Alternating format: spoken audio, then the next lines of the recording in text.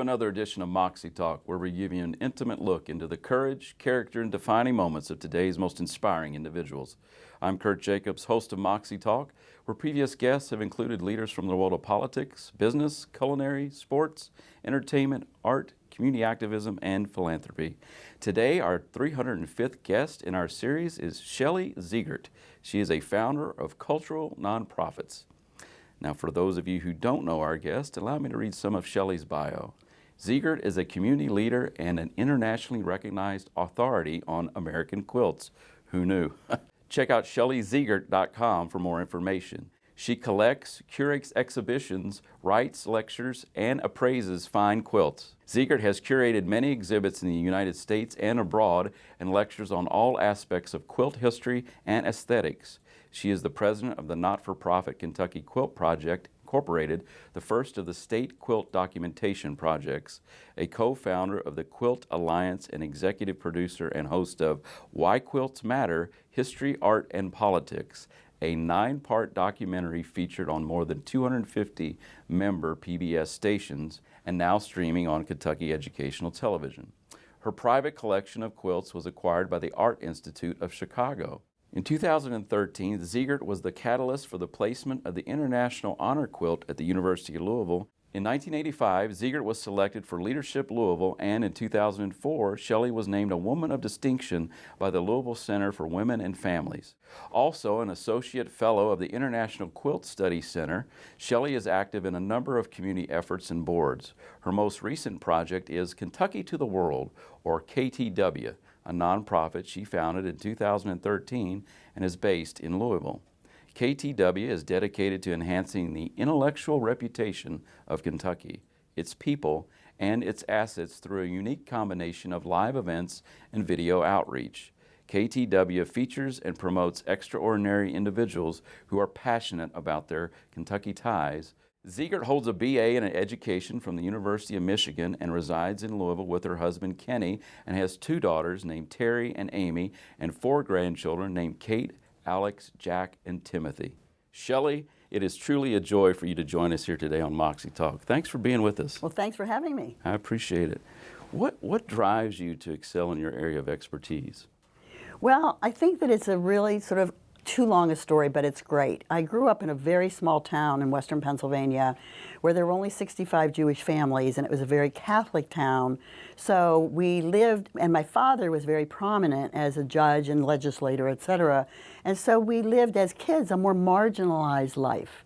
So that because other kids, didn't want us to have too much, or they didn't want to give me the lead in the play. And I know this leads to a point, and the point is that I learned my strategic self very early. Okay. That I was able to stand on that mountain and survey the landscape and have to have a much broader perspective of my world. Whom do you credit most influential in your life, Shelly? And it can be more than one, personal or professional. Well, it's got to be more than one.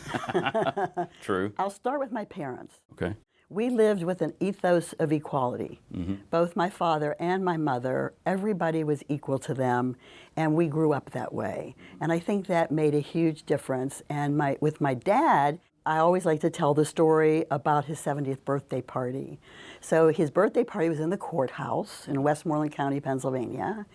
And it starts out with, he invites the elevator operators, the telephone at the time they had operators, and as the evening went on, we got to the senator and the governor. Okay. But everybody was considered equal in our eyes and in his eyes, and my mom. What was the most defining moment of your life, Shelly? And again, it can be more than one, personal and professional. Well, we're going to tie back to the other person who was the most influential. Okay. And that ties into the most defining as well. That's great. So, my husband, all right? So in my generation, it was to be strong and aggressive and have ideas was not really the most popular way to be. Mm-hmm. And to have a husband that was a partner and praised me and supported everything I was doing really made a difference. This didn't happen very much generationally. I'm between the 2 Bettys, Betty Crocker and Betty Friedan. I like that. That's a good one. That was Kathy who said that, the woman who illustrated Kathy, and I just took it for the purpose of this program. But with my husband also, he's an OBGYN. And so we used to say we took care of what went on under the quilts and the quilts, by the way. Another show, folks. But what the thing that was so amazing and the real defining moment, because that's the question you asked, was one day when he said, when I was questioning myself, questioning my confidence, questioning who I was, questioning what kind of a person I am. And he said to me very clearly, he said, you know, he said, I work with women all day long, and I see the range of emotions and feelings and insecurities, and let me tell you how normal you are. You are fine. Yeah. And what that did for me, I still remember it because it was like a release. It was a release from feeling inadequate and, you know, inconsequential. So how long have you two been married? It'll be 57 years. Amen. Longer than I've been here. That's something. I used to say that when we hit our 50th that, you know, you didn't make it to 50 without a good therapist at your side. This is true. I digress. What do you consider to be your most professional triumph, Shelly? And again, it can be more than one and maybe even personal. My most triumph was the creation of the Kentucky Quilt Project. Because I like to work with marginalized groups of people, marginalized communities, and quilts felt to me like they were marginalized. The first time I saw quilts, I said, wait a minute, there's something wrong here. These are great works of art. They're really cheap. I was at an event to buy and sell quilts. And why are they anonymous? And so when we started the Kentucky Quilt Project, my main partner in crime for that whole event and all that experience was Eleanor Bingham. And we went all over the state documenting quilts. Well, it became a national phenomenon. At this point, there are over more than 200,000 quilts documented. Wow. As a result of not our efforts, but as a result of how this project caught fire.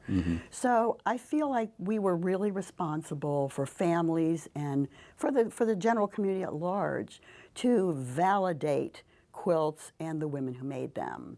And that made it possible for me also to think about Kentucky. And Kentucky, it's all about the stories. When I had the opportunity to bring my interest in the stories and marginalized communities to Kentucky, that is how the beginning of the Kentucky to the World started. Oh, okay. You see, so I will tell you my one short story. Sure. Our daughter is a national security guru, and she was doing a talk for the Pacific Council on Foreign Relations in San Diego about 6 years ago. And I got a call at the end of the evening, and she said, Mom, you're never going to believe what happened. The first Q&A, an African-American man stands up, and he says, Amy Zegart, I grew up a block from your grandfather's drugstore at 7th and Oak. Huh. Wow. It gave me goosebumps. Sure. Because they could have been talking about each other's accomplishments. His name was Rick Smith. He passed away recently. He was a graduate of Atherton, class of '69. That's where I went. Okay, and few years he was later, one of the most recognized international amnesty attorneys, and he taught at USC. So the fact that his connection to her was going to be around Louisville, around place. So that stuck in my head because things always stick in my head, and I'm always looking outside the box for new opportunities. About 2 years later, then she moved her tenured position to Stanford, and she does a nuclear arms role play with her students. Can you believe? That's several days, and one of her colleagues said, "I have the perfect person to facilitate this role play." And so they walked into the room 6 months later, didn't know each other. At 5 minutes, they're talking Derby, and it turns out that it's Ambassador Tom Graham, and he basically negotiated every nuclear arms treaty in the last 25 years. Well, my antennas went up. Sure. Here comes another Shelly moment, right? We need to focus on these people. We need to do something to let Kentucky be known by these amazing people that claim Kentucky. And that's how basically the genesis started for Kentucky to the World. So I want to circle back to quilts for a moment. Whether you're really good at it or bad at it, meaning novice, how long does it take to make an average quilt? I mean, I would have personally no patience to be able to do that kind of work? It just seems to me you have to really like that kind of, I guess, solitary, or maybe there are quilt clubs. I honestly don't know. I'm just curious. Well, first of all, I don't know the answer to that question because they're all different. Right. It depends on the kind of quilt somebody's making. If it's a tied quilt, it takes a lot less time. If it's something where the person is an incredible quilt maker and the stitches are very close together, that's going to take a long time. And yes, there are quilt guilds, there are quilt clubs where women made quilts together. The funny thing is, from an art perspective, you can actually tell when you're looking at a quilt, say a 19th century quilt, that you might think was made by a quilt group, but you can tell the hands of different people on the quilt. You know, because it's a style. It's a different style, too. People have different styles, and so when a quilt has been made by a number of different people, it's usually fairly obvious. There are lots of myths around quilts. And one of them is that they all were made in quilting bees, but really most quilts were made individually. So is there like a standard universal size for a quilt? You have to do it according to the bed. Makes so, sense. you know, you have a double bed and you want a 10 to 12 inch drop. Gotcha. Or a queen size bed, you want a 10 to 12 inch drop. You know, in the 30s, 1930s, you know, there were lots of twin beds. So you'd see pairs of quilts being made that would only fit twin beds and it would be identical. And then, of course, you had large quilts, and we would call them king-size quilts. But generally, those very large, early 1800s quilts were made for beds that had trestles underneath. So the bed was really tall. So it wasn't that the bed was wide as much as the bed was tall. So the quilt was bigger to cover the trestle that was the trestle bed that was underneath. What's the best piece of advice ever given to you, Shelly? And again, it can be more than one, personal or professional. I'm curious about this. If it isn't life-threatening, it's only details. Oh, that's like a bumper sticker. How's that? I like that one. Because that centers you. And I'm all about trying to stay centered. And that really, you know, if you say that to somebody, then all of a sudden they sort of step back, you know, and think, wow. Here I was in the weeds with the things that really didn't matter, and this really matters. Do you think you find it hard to delegate? Is it a challenge for you? I'm a type A, there's no question about it. But I think that when you talk about, and you know, one of your questions is, you know, a word for leadership. It's coming up. It comes for that. It fits with that perfectly, and that is for me about empowerment. And I believe that it's empowerment of others. And so it makes me really happy to be able to empower the young millennials who are working with me.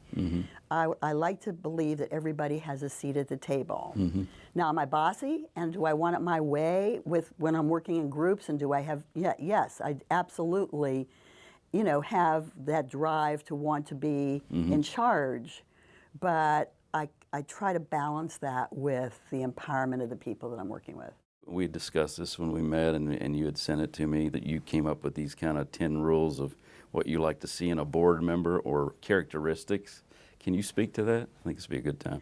Well, when I was working on developing an organization, a national organization called the Alliance for American Quilts, okay, the focus was to bring all the silos interested in quilts together to talk about developing an international or a national quilt index electronically. Basically, it was when all the internet stuff was really just getting going, and we were talking about, should we have a place that's a quilt center, or should we have, you know, a quilt center online? So we were putting together these people, and I was working with the most incredible not-for-profit strategic planning group. They were called Wolf Keens. Now it's Wolf Brown out of D.C. They weren't going to work with us, these quilt people, you know, who didn't have any money. So a friend and I flew to Washington and met Bill Keens at the Union Station and talked him into helping us. No, you're not type A. Okay, so, and for very little money. I mean, not what they usually charge, trust me. So when we were working together, to get to your point and answer your question, when we were working together, we were trying to develop what the characteristics should be of the people we invite to join this board of very diverse constituent groups all around quilts. The things that we developed at that time, I keep by my desk all the time. Because we always know if we need a lawyer or a finance person, or we need someone in a certain age group or a certain geography or certain ethnicity. But I think that these characteristics supersede that in many ways, and that is generosity of spirit. That's one of my favorite ones. No fiercely protected agendas. Amen. Strong opinions, but flexible thinkers. Stakeholders in the process, and others, but those are the main ones. And every time now that and the organizations that I work with, and we're talking about what the board needs, I always tout those characteristics as something that we have to consider. So it served you well. Served me well. Yes. And I have that by my desk all the time. That's great. What is it like to be Shelly Zegart? Chaos reigns, everything is fine. This is true because I've spent some time with Shelly. This is very true. Can you define nonprofit leadership management in one word? We kind of touched upon it already. Well, we did, and to me it's empowerment. Okay. I think it really is all around empowerment. You can say all the other things are, they're in all the books. How do you run an organization, and what does a leader represent? But if you're not empowering others, you're not leading. So you had mentioned your mother was influential as well as your father. Why is that? Well, my mother was really an amazing person. First of all, you wouldn't expect a lawyer, judge in a small town in Pennsylvania to have a wife who was a trained classical pianist. No. Who then traveled with an all-girls orchestra up and down the East Coast. Wow. I mean, women didn't do things like that not then. back then, So she had a different kind of experience for herself. And she always had some incredible poems that she tried to have us live by. Let me read you two of the poems that were always part of our lives. Okay. One is the Ralph Waldo Emerson poem that I'm sure many of you know, and that is, to laugh often and love much, to win the respect of intelligent persons and the affection of children, to earn the approbation of honest citizens and endure the betrayal of false friends, to appreciate beauty, to find the best in others, to give of oneself, to leave the world a bit better, whether by a healthy child, a garden patch, or a redeemed social condition, to have played and laughed with enthusiasm and sung with exultation, to know even one life is breathed easier because you have lived. This is to have succeeded. It's beautiful. And one other from Horace Greeley, fame is a vapor, popularity an accident. Riches take wings. Only one thing endures, character. Wow, I love those. I'm going to have to print those myself and put them up in my office. I like those. So those really formed the basis, those kinds of things of how we were raised. If someone were to ask you, Shelly, what is the single most positive contribution you've made to humanity, what might that be? It's really a self-interpretive question. It can be as big or small as you want it to be. Or it could have more parts. Well, this is true. This is true. Well, I'm going to start out with my family. Okay. Because I think that contributions to humanity really are about generativity, about going forward, about the future. And if I can, in the way that we have raised our family, create good citizens for that future, then I think that's a really important contribution. I always look at what I've done with quilts as an important contribution because we have changed the narrative about quilts and the respect for quilts and their makers and families. And again, changing the narrative is what I hope we are doing with Kentucky to the World, I would agree. where we can change the narrative about the state. We want our state known by the amazing people who have come from here or claim Kentucky rather than the old stereotypes. That was a lot of parts there. A lot of parts. You know, you can't fake good children, they always say. You know, so a lot of people have children. I just want to throw this in here. So it sometimes I think gets lost. It's hard raising good people. And It's very hard. Yeah, that's probably a better way to put it. Norman Lear, when I watched the documentary on Norman Lear, who was one of my quilt clients actually years ago, he said it's really difficult being a human being. And it probably didn't come from him, but No. that's the first time I heard it. Yeah, Yeah, I often wonder if it had been a cockroach or something, would it have been easier? But I digress. If you could change one thing in your own life or in general, what might that be, Shelly? I call this the magic wand question. If you were queen of the world for the day, money's no object, eliminate any type of limitation, earthly limitation, let's put it that way. I would want to have more time to do more things to change the narrative for our human society. I mean, that's a big one, but you do it in little steps. Yeah. You always have that in your mind. Mm-hmm. No, I like that. So I want to take a moment.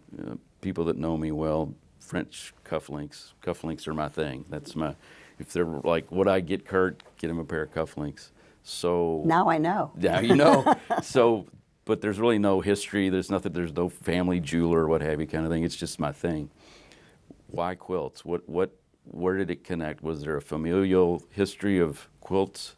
How did that come about? We've never really talked about that, I don't believe, and I'm just fascinated by it. Actually, there are no quilts in my family. That's why I thought it was going to be your answer. Actually, I work with my mouth and not with my hands. How did I come to quilts? Yes, better way to put it. One night, I was invited by some women whose kids went to my kids' school to meet a fellow, his name is Bruce Mann, who bought quilts in Kentucky and took them to New York and California to sell. This was in the late 70s. Okay, so no internet, none of that No stuff. internet, none of that stuff. There had just been an article about him in People magazine, and I went to this house this night, and I still see her. It's Sally McDonald, actually. Okay. And these quilts were being thrown out by Bruce Mann, not thrown away. I mean, Oh, okay. Yeah, I was going to ask flung out for us to all look at it. I was absolutely gobstruck. Mm-hmm. I really wanted to buy a number of them, but I didn't want to seem like I was like too Type A. hungry.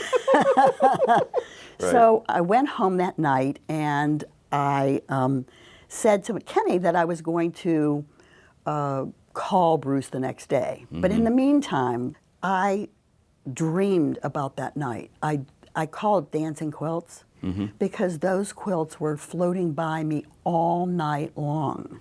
And now, 40 years later, maybe more, I can still reconstitute that night in my head. Wow.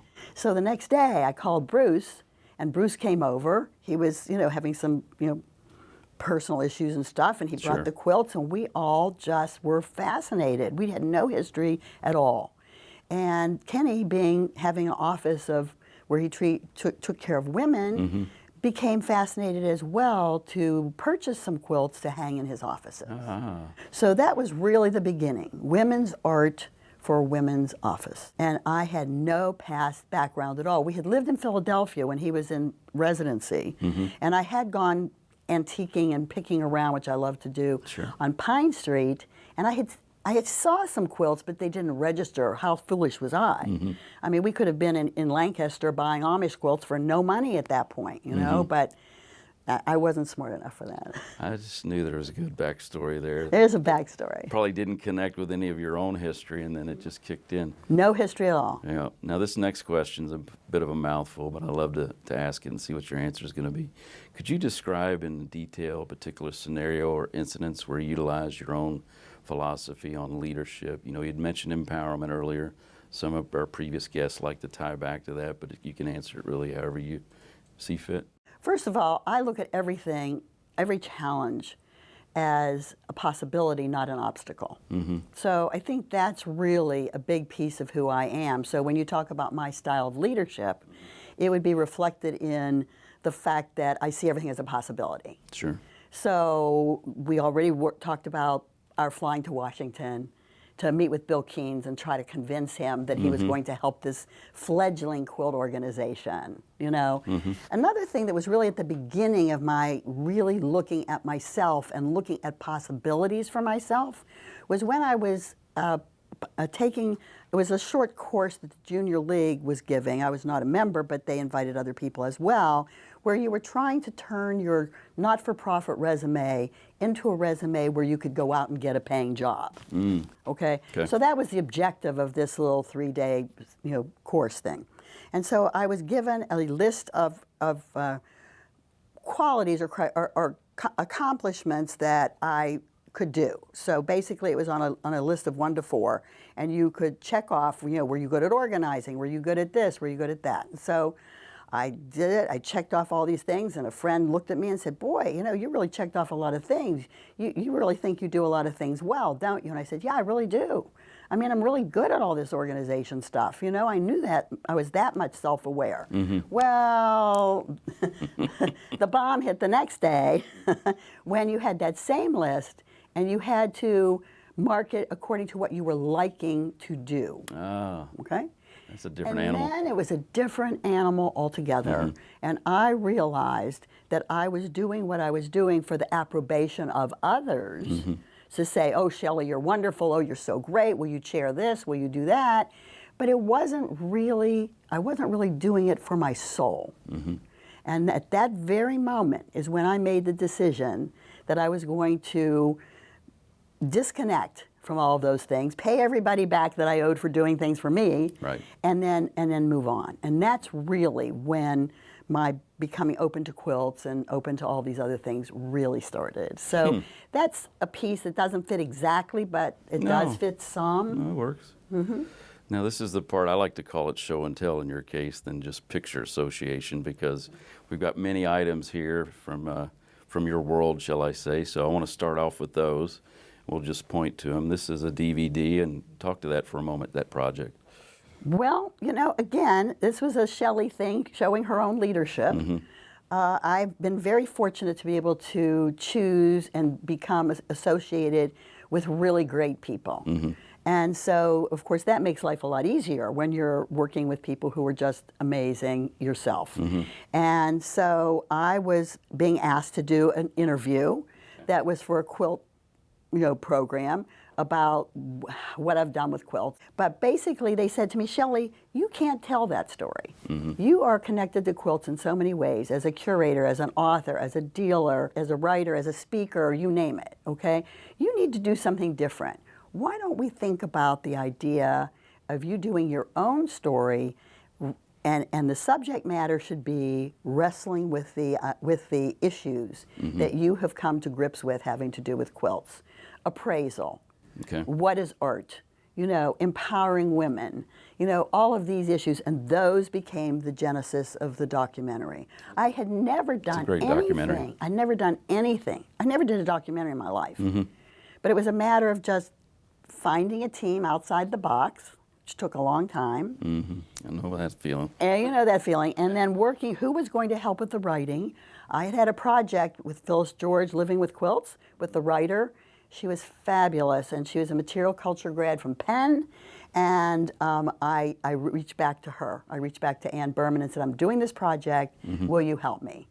And so we have a 9-part documentary that has been on more than 250 PBS stations, select PBS stations, through one of the PBS distribution agencies. And it's now streaming on KET. And it's called, Why Quilts Matter, History, Art, and Politics. Now the book next to it? The book next to it I did for a Japanese publisher. I have curated exhibits in Japan probably over a 12-year period 6 times. There is an international quilt festival that is sponsored by Japanese public television, and I've been a part of those, actually curating antique quilt exhibits as well as lecturing, etc. But for this project, I had met a Japanese owner of a company that was actually the beginning of the Japanese effort, the Japanese explosion of quilt interest in Japan. And they had asked me to do something on American quilt collections. And so that's what this book is. It's both private and public collections. That's great. And there are over 1 million people quilting in Japan. And most of it started right about the time of the bicentennial. That's interesting. Just human observation, it seems like the level of solid confinement, if you will, of doing that one-on-one or however you do it. Well, this is a real business. In Japan, you have the master crafts.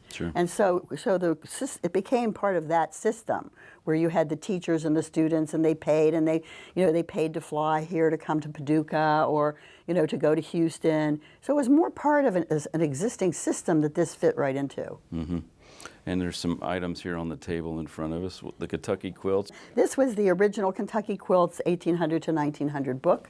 That was from the first Kentucky Quilt project in the 1980s that the exhibit traveled with the Smithsonian, and it was the genesis of the interest in documenting the quilts of states. The one in the middle goes along with the DVD, and it is the discussion guide. We wanted to create it so that it would be, the DVD would be like a book club. You don't have to watch it one after the other. You can watch them whenever you want. But when we started the guide, we wanted to do something where we could have it for 6 different audiences. So it's general audiences, quilting community, artists and arts organizations, academicians, I mean, so basically there's a chapter on each one, so it starts the questions off. And the last And the book last there? one is Shelly Zegart, Passionate About Quilts, was a retrospective that was done by the KMAC. Okay. And it was in the late 90s. And so in there are a number of the articles that I wrote, the actual photographs of the quilts that were in the exhibition, all the history of the Quilt Index, which was part of the work of the Alliance for American Quilts at the time, and et cetera, et cetera. And we'd be remiss if we didn't have a quilt here in the studio today with us. Right. Why this quilt? So I don't have very many quilts anymore. Okay. There was a period of time when I was actually buying and selling quilts to so that I could pay for my not-for-profit habit, and I didn't have to go to my husband and have to ask for funds, and so that's how I did it. I bought and sold quilts, and we built a pretty incredible collection ourselves. And so the quilts that we kept for ourselves were in lieu of salary, so I took no money from the business part, and all of it went, anything that I had went into quilts. Those quilts were acquired by the Art Institute of Chicago. And in 2004, there was a major exhibition of the quilts, and I was speaking there, and I love to tell the story, so you can cut it off if you want, but that last night of the exhibition, we got to walk through the exhibition, just us, saying goodbye to our children, because they are like your children. I had purchased them, they had stories to tell, and I had them, I worked hard to get them published in different catalogs and exhibited in different museums, etc. So basically, once that was completed, I basically was no longer, I felt like I had provided the future for my children, and that I was ready to stop really being active in the marketing of quilts. And so the quilt that's here is just a average, everyday bow tie quilt, but with a really interesting set because it has the little bow tie in each of the corner blocks. This quilt was the quilt that we take for, say somebody in the family has to go to the hospital. This quilt goes with us. So I'm not telling you anything more than that, but it's got a lot of family story in it. That's beautiful. We've Thank created you for our sharing that. own history with the quilt. We don't know the history of the quilt, but we've given it a new history. That's beautiful. Thank you for sharing that with us. Now I'm going to breeze through your life here in about 5 minutes or so.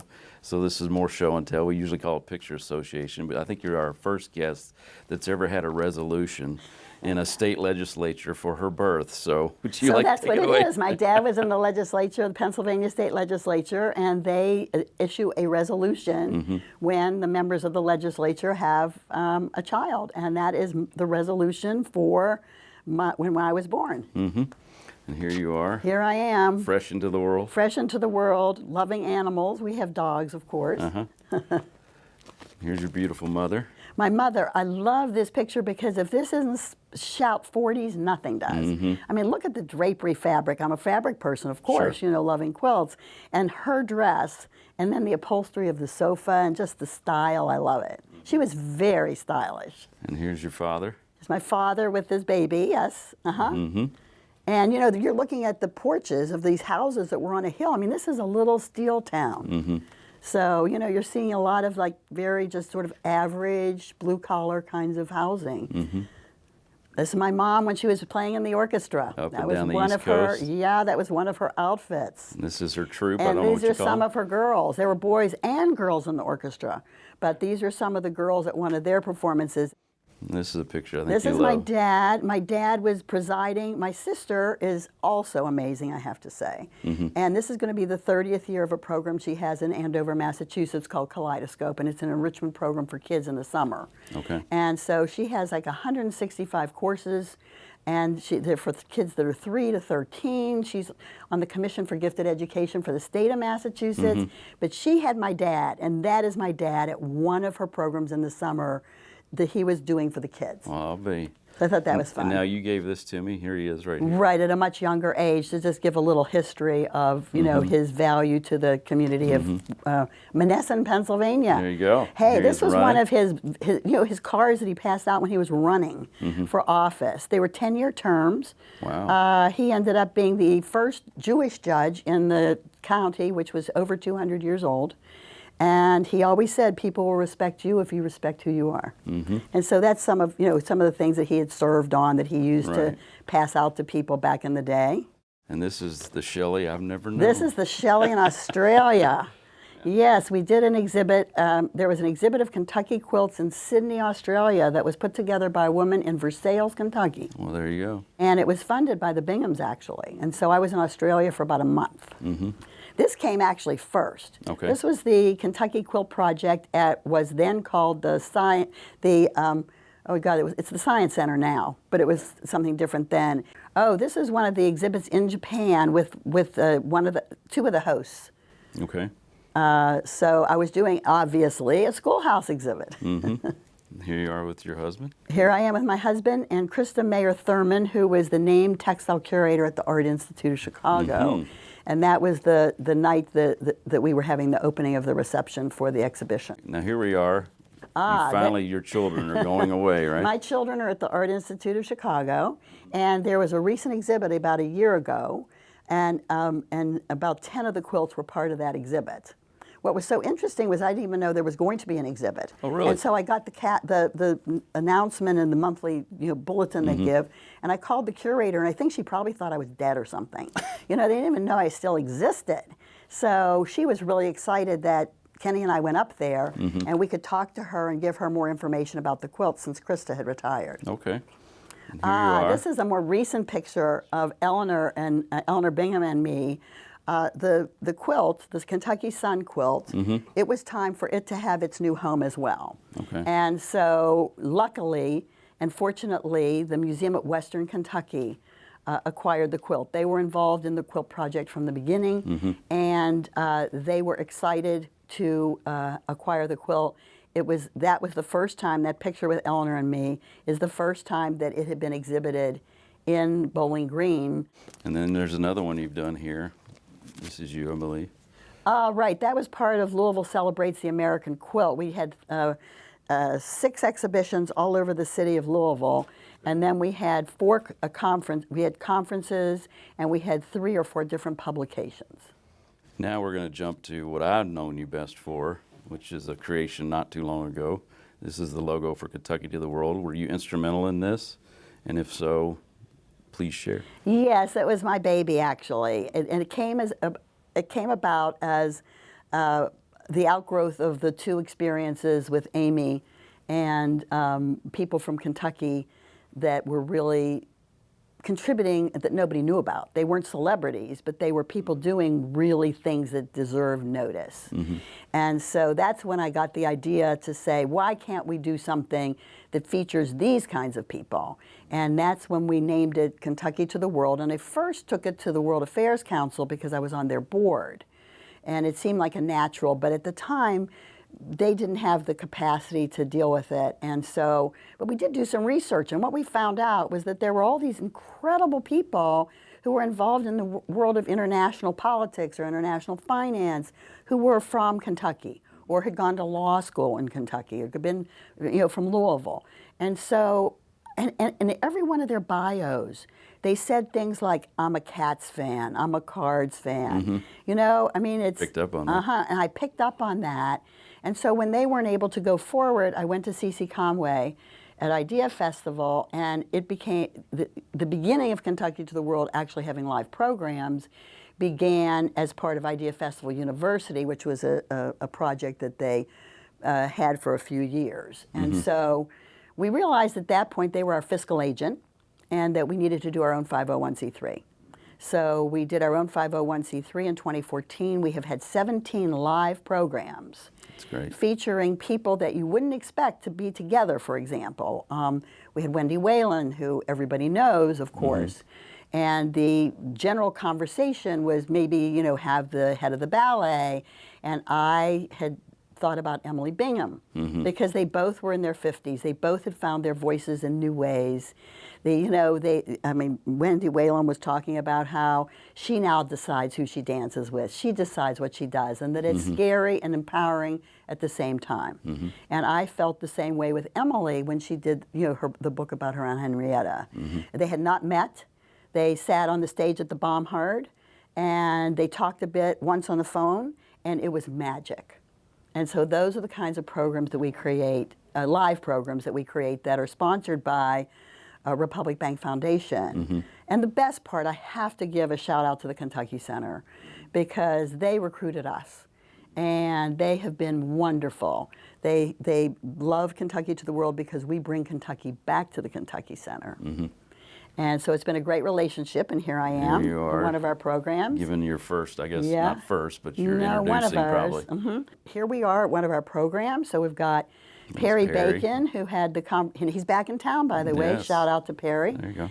And John Yarmouth and he have known each other since Perry was in high school.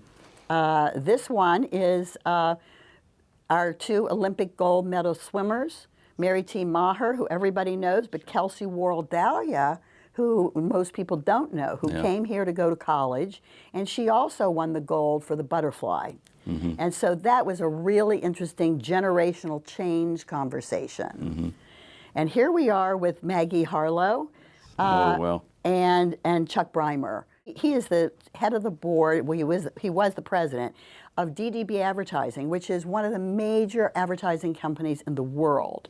It was one of the main Mad Men agencies as well. And he grew up here. And he actually went to Central High School with the Booth sisters, who were one of our programs as well. And who's this? And this is Tracy Drain. Tracy Drain is a mechanical engineer graduate from UK who also went to Georgia, I believe, to get her degree. She's in Pasadena at the Jet Propulsion Lab, and she graduated from Western High School. There you go. And she's fabulous. We had her here. She worked with a group of students at the Science Center, and she did a program for us at Copper and Kings. Okay. And this is Elizabeth Mayhew. Elizabeth Mayhew has a column in the Washington Post. She's on the Today Show.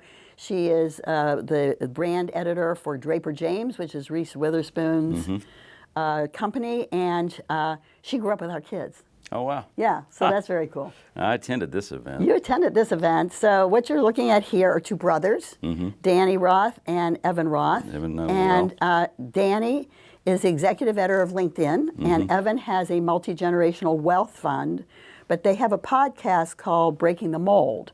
They had never done a live podcast, and their mother was trying to get them to come back. That's how I get a lot of people, you know, Kenny delivered Danny. Right. So that helps too sometimes.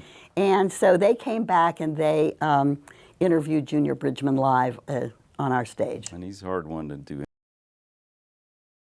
Yes to them. Yes. Now this is David. This is David Thurman. Who some of your audience might know. He was the first director of the Governor's School for the Arts. He's a ballet dancer, and he is the head of our student program for Kentucky to the World. So we have to shout out to Kenny because, you know, I don't think very many people can say that they've had the kind of supportive relationship that I have. And here we are in the Douro Valley in Portugal. Okay. And the other one I think was a glacier. Here's the grandchildren. Yes, I wanted to have one that at least had one of my picture in it. So this is Kate, plays water polo. You do that kind of thing in California. Here's Kenny with her. This is Kenny with her at a graduation last year. And here's three of them. And here are the three from California. That's Kate, Alex, and Jack, I Jack, believe. right. And our daughter Terry lives here, and she has one son. And you have the collage on the back. Yes. And this... God forbid we miss that. So I'm going to make him show you that one. Because in there you can see my mom, my mother-in-law, our other daughter, and the kids when they were little, and, you know, just various opportunities. I appreciate you sharing that with us. It's always fun. It always is. So I love this next question. If someone were to ask you, What does Shelly Zegart stand for? What would you tell them? Not what they might think about you, but what would you tell them? Authenticity and trust. Okay. What you see is what you get. No games. Is that good, bad, or ugly, or all in between? I think it's good. Yeah, I would hope so. I would hope so. Is there a difference today in board members that join nonprofits than when you first got into the world of nonprofits? I mean, I know you kind of came up with your own characteristics or mantra, if you will, for what you look for. But do you see a difference today than previously? That's a hard question to answer. I don't think I can really answer it because we self-select. So obviously I'm going to really like the kinds of people that are on the boards. Right. I find that I'm really enjoying my millennial team. They may not be on the board, but they're a creative team. And I love their enthusiasm and excitement and their willingness to put in a lot of hard work for something they believe in. So that's been a real treat. I like this next question because I know you've traveled quite a bit, but and you do drive your own bus, as I always say. If you were to take 2 weeks right today, 14 calendar days, 10 business days, money's no object. Ideally, you leave the technology at home, which I know for me would be tragic. Couldn't do it, but where do you go? What do you do? Who do you take with you? Well, I'm going to turn that around and just say I would start a new project. So you wouldn't even leave town. You just a staycation, and here we go. Here we go. So that is a vacation. That is so a vacation. I mean, love if you're that. not enjoying what you do, you shouldn't be doing it.